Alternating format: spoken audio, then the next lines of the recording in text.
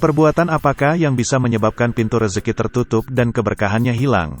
Berikut ini penjelasan Ustaz Abdul Somad.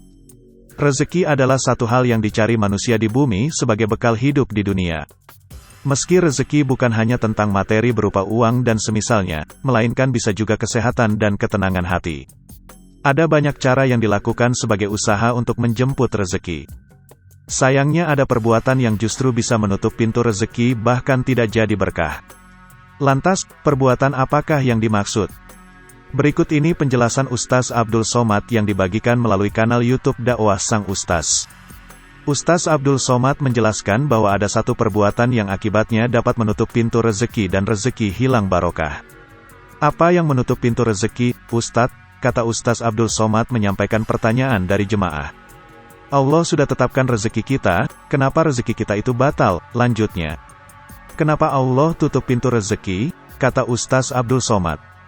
Jawabnya, Zalika bi'anaullaha lem yakunu goiron nikmatan an amala ta'ala kaumin, kata Ustaz Abdul Somad.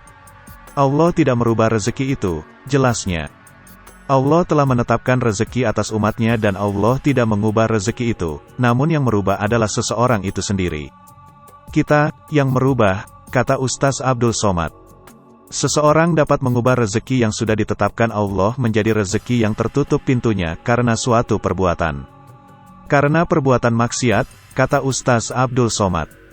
Ia kemudian menyampaikan suatu ayat yang menjadi dasar, berikut ini makna ayat tersebut. Kalaulah penduduk suatu negeri itu beriman, takut kepada Allah, kami bukakan barokah dari langit dan dari bumi.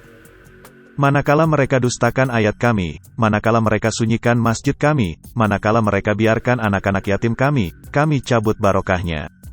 Kenapa Allah cabut barokah? Tanya Ustaz Abdul Somad memberikan pancingan. Karena, fazalikal lazi yadul yatim, membiarkan anak yatim, membiarkan masjid, membiarkan orang susah, maka inilah penyebab pintu-pintu rezeki ditutup oleh Allah, jelasnya. Meskipun demikian, Allah akan senantiasa menolong seorang hamba. Namun pertolongan itu memiliki syarat, yaitu menolong saudaranya. Selama hamba itu mau menolong saudaranya, kata Ustaz Abdul Somad. Namun, jika yang dilakukan justru sebaliknya, inilah yang akan terjadi padanya. Engkau sanggup membeli kereta, kendaraan, yang mewah, sanggup membeli rumah yang besar, sementara anak yatim, fakir miskin tak makan. La yukminu ahadukum. Kau, tidak beriman, kata Ustaz Abdul Somad. Tidak beriman kata Nabi, sampai kau sayang pada saudaramu seiman, min kuli nafsi, sama seperti sayang pada diri sendiri, jelas Ustaz Abdul Somad. Demikianlah penjelasan mengenai perbuatan yang bisa membuat rezeki tertutup bahkan berkahnya hilang sebagaimana disampaikan Ustaz Abdul Somad.